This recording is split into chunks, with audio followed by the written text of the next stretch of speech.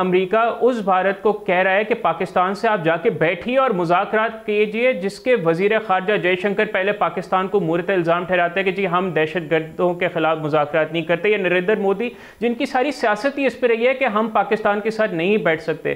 तो आप ये बताएं कि आगे आने वाले वक्तों में ये भारत को किस तरह इम्पैक्ट करेगी ये चीज़?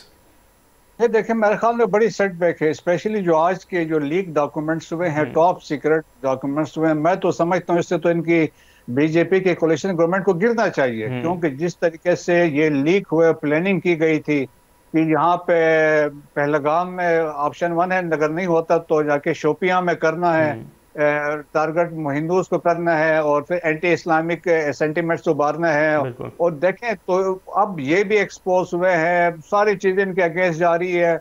और फिर ऊपर से देखें ना कि एविडेंस के बाद आती है, सीआरपीएफ का कैंप जो था वहां से 5 किलोमीटर पे था और राष्ट्रीय राइफल्स वाले 7 किलोमीटर पे थे। और लोग कहते हैं कि यहाँ पे हैवी प्रेजेंस होती थी सिक्योरिटी की।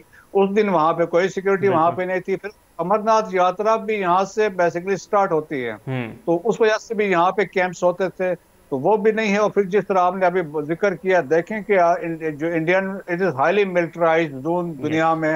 हर 6 कश्मीरी के पीछे एक सोल्जर है। 3 कोरें लगी हुई है, देखें, एक लद्दाख में, लेह में लगी है, एक उसको 14 कोर कहते हैं।